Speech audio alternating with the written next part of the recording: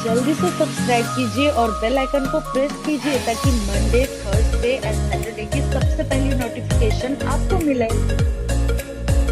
Hello and Jai Shri Radhe Krishna. Kem cho everyone. Thank you so much for watching. I am Archana Saraswati and welcome back to Meaningful Monday, जहाँ पर मैं बहुत सारी meaningful बातें जो कि हमारी लाइफ के लिए बहुत ही यूजफुल है उन बातों को शास्त्रों में बताए गए एग्जाम्पल के साथ और मेरी लर्निंग के साथ आपके साथ शेयर करती हूँ।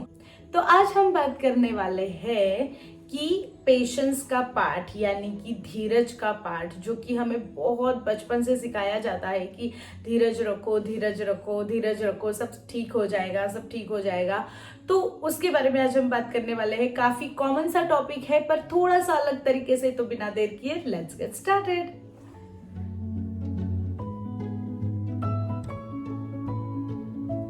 धीरज का पाठ। हम सभी जानते हैं कि कोई माने या ना माने, हम एक सत्ता में बिलीव करते हैं जो है कि परमात्मा की सत्ता।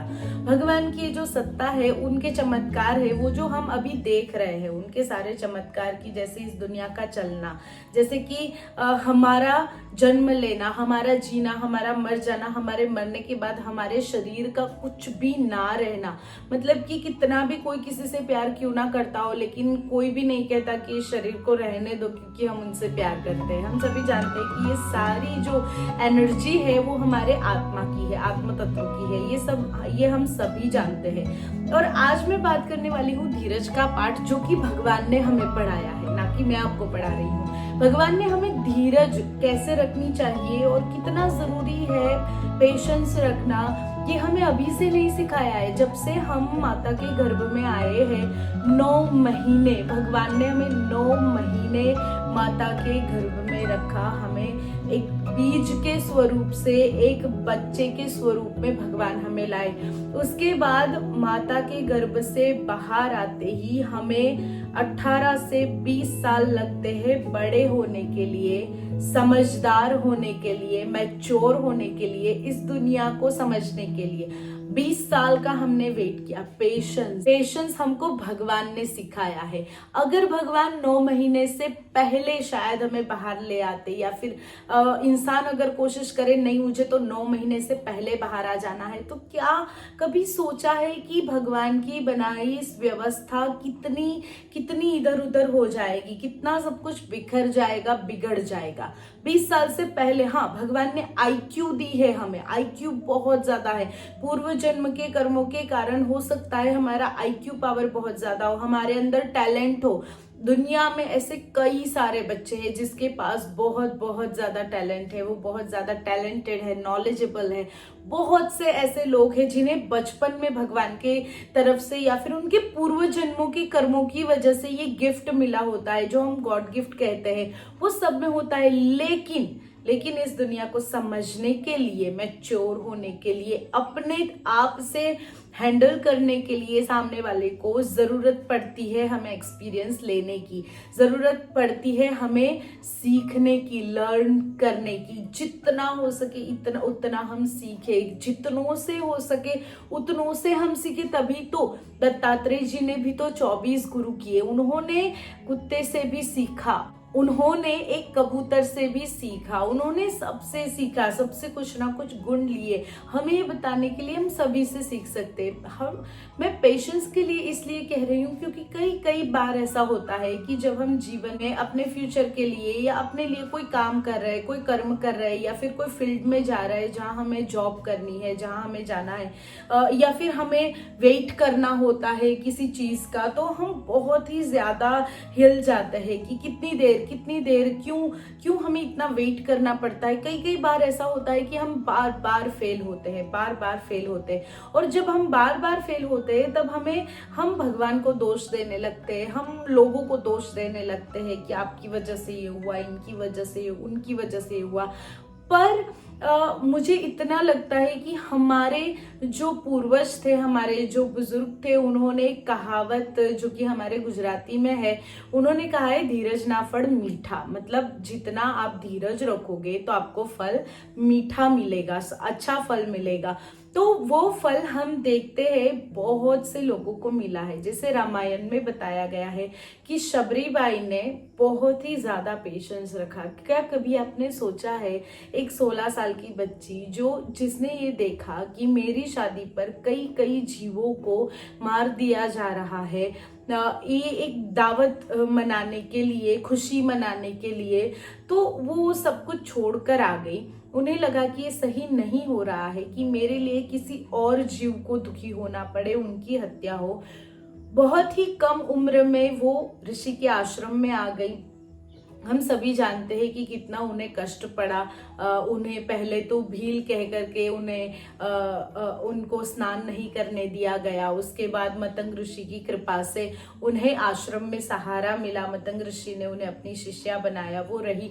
पर उनके गुरु ने कहा था कि शबरी राम आएंगे, कब आएंगे ये नहीं कहा, कब आएंगे ये तो, अरे भगवान श्री कृष्ण भी जब गोकुल छोड़कर गए, ब्रज छोड़कर गए मथुरा, तो उन्होंने यशोदा मैया से, गोपियों से कहा कि मैया मैं आ जाऊंगा, पर ये नहीं कहा कि कब आऊंगा। लेकिन कहीं भी क्या हमने ऐसा पढ़ा या फिर सुना कि यशोदा मैया ने या फिर गोपियों ने बड़ा ही दुख जाहिर किया, कन्हैया तुम क्यों नहीं आए, क्यों नहीं आए? नहीं, उन्होंने उसे अपने हृदय में उनकी अनुभूति करी, उन्होंने उन्हें अपने हृदय में बिठा लिया कि कहीं बाहर ढूंढने की जरूरत ही नहीं पड़ी।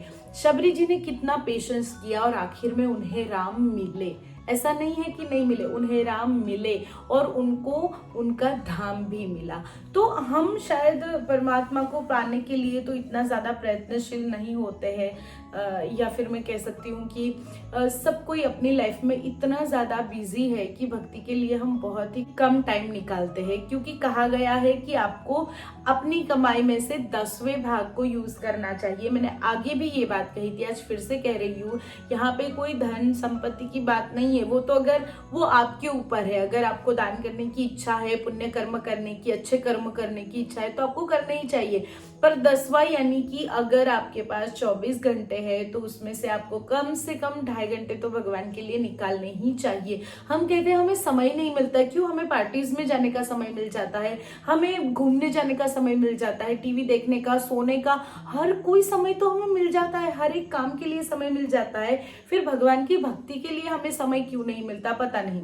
पर इतना ही कहना चाहूंगी कि पेशेंस, धीरज रखना हमें सीखना चाहिए। सबरीबाई ने रखी थी, हमें खुद रखनी चाहिए। जब मैं लॉकडाउन शुरू हुआ उसके दौरान मैंने अपना वेट लॉस करना स्टार्ट किया, क्योंकि बहुत ज़्यादा वेट बढ़ गया था। उस समय मुझे समझ में आया कि पेशेंस रखना कितना ज़रूरी होता है। आप कितने सारे तरीके से ट्राई करोगे कि मुझे कोई काम करना है, लेकिन वो काम हो नहीं पा रहा है, वो काम अटक जाता है, वो काम रुक जाता है, बंद हो जाता है, मन करता है इसे छोड़ दे और दूसरा शुरू कर दे।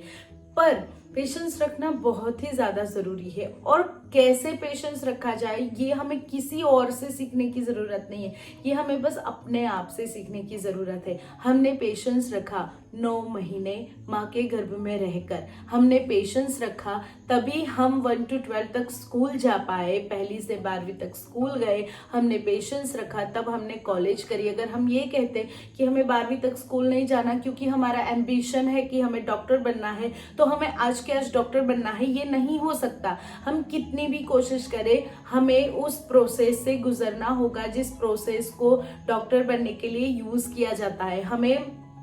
हमें कॉलेज करनी होगी, हमें प्रैक्टिकल करना होगा, हमें प्रैक्टिस के लिए अलग अलग हॉस्पिटल्स में जाना होगा, घूमना होगा, और तब जाके शायद हम डॉक्टर बन पाएंगे। अगर हम अपने करियर के लिए इतना पेशेंस रख सकते हैं तो अपनी जिंदगी के लिए क्यों नहीं। कई बार ऐसा होता है कि 2 व्यक्ति जब, खास तौर पर मैं उन लोगों के लिए कहना चाहती हूँ कि 2 व्यक्ति जब एक पवित्र बंधन यानी कि शादी के बंधन में बंधते हैं तो वो एक दूसरे के बारे में जानने के बाद भी पेशेंस नहीं रख पाते। सबको पता होता है, लोग ये एक ऐसा रिश्ता है, जहां तक मेरी समझ है, मैं उस रिश्ते में नहीं हूँ इसलिए मुझे नहीं पता है कि कैसा होता है, क्योंकि जो एक्सपीरियंस करता है उसे ही पता होता है कि ये कैसा रिश्ता है। पर जहां तक मेरी समझ है, जहां तक देख करके, सुन करके, पढ़ के मैंने जितना समझा है, मुझे इतना पता है कि शादी कितना पवित्र बंधन है। शादी एक ऐसा बंधन है जहां पर आप एक दूसरे के लिए समर्पित है जैसे आप है। मतलब आपको चेंज होने की जरूरत नहीं है। दुनिया के सामने आप चेंज होते हैं, दुनिया के लोगों के लिए आप चेंज होते हैं, लेकिन ये एक ऐसा रिश्ता है जिसमें आप अपने आप को चेंज नहीं करते। आप जैसे है वैसा ही आपको सामने वाला स्वीकारे, ऐसी आपकी एक्सपेक्टेशन होती है और सामने वाले की भी ऐसी ही एक्सपेक्टेशन होती है कि जैसा वो है वैसा आप उसे स्वीकारे। तो ऐसा हो गया है कि हम पेशेंस नहीं रख पाते एक दूसरे के साथ झगड़ा कर करके, और आजकल बहुत ही ज्यादा कॉमन हो गया है, शादी करी नहीं जमा, बात नहीं बनी, झगड़ा हो गया, डिवोर्स ले लो। खेल नहीं है ये। मेरा कहने का अर्थ सिर्फ इतना है कि इतने पवित्र बंधन को हम क्यों इस तरीके से डील करते हैं। बाकी सारे बंधनों को, बाकी सारे रिश्तों को तो हम ऐसे संभालते हैं जैसे कांच की बोतल, तो हम इस रिश्ते को क्यों नहीं संभाल पाते। और इस रिश्ते को संभालने के लिए धीरज, पेशेंस रखना बहुत ही ज्यादा जरूरी है, क्योंकि पेशेंस सिर्फ हेल्प करेगा हमें सामने वाले को समझने के लिए। दूसरा होता है कि हमारा करियर। हम सभी जानते हैं कि इस खास तौर पर इस मुश्किल समय में, इस कोरोना के टाइम पे, इस लॉकडाउन के दौरान बहुत से लोगों की जॉब चली गई, बहुत से लोगों को बहुत सारी प्रॉब्लम फेस करनी पड़ रही है, बहुत से लोग बहुत ज़्यादा तकलीफ में हैं, और हम शायद कह सकते हैं कि बेचारे, पर बेचारे नहीं, वो लोग फील कर सकते हैं जो इस प्रॉब्लम में है। पर मेरे कहने का अर्थ ये है कि यही टाइम है टू बी पेशेंस, यही टाइम है धीरज रखने का।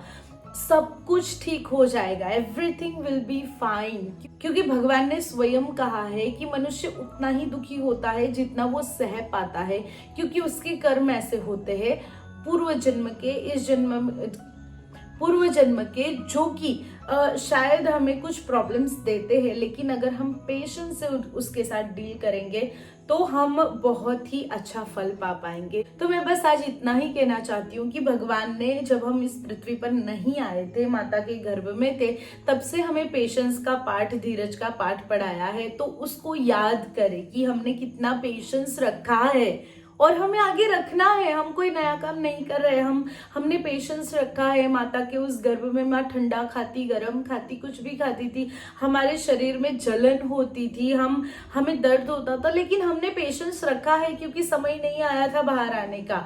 हम बच्चे थे और हम चाहते थे कि हम आज ही उड़ जाए, लेकिन हम नहीं उड़ सकते थे। हमें पता था कि अभी हमें सीखना बाकी है, तो हमने पेशेंस रखा है। तो अभी हम पेशेंस रख सकते हैं।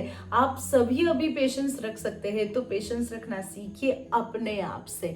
हमारी बातें, जैसे मैं कुछ कह रही हूँ या फिर बहुत सारे मोटिवेशनल स्पीकर्स और बहुत सारे ऐसे वक्ता है जो बहुत ही अच्छे तरीके से सिखाते हैं कि हाउ टू बी पेशेंस, कैसे आपको धीरज रखनी चाहिए, लेकिन वो सिर्फ रास्ता दिखा सकते हैं। हम सभी सिर्फ रास्ता दिखा सकते हैं, फिर रखना तो आपको खुद को है। उस रास्ते को एक्सेप्ट तो आपको खुद को करना है। तो मैं तो आपको सिर्फ इतना कहना चाहूंगी कि इतने सारे रास्ते, उसमें से कोई भी रास्ता अपना लीजिए, लेकिन कहने का अर्थ है कि आप पहले भी धीरज रख चुके हैं अपनी लाइफ में। उस समय को याद कीजिए जब आपने धीरज रखी थी, तो आपको इस टाइम पे भी धीरज रखने की शक्ति मिलेगी, हौसला मिलेगा।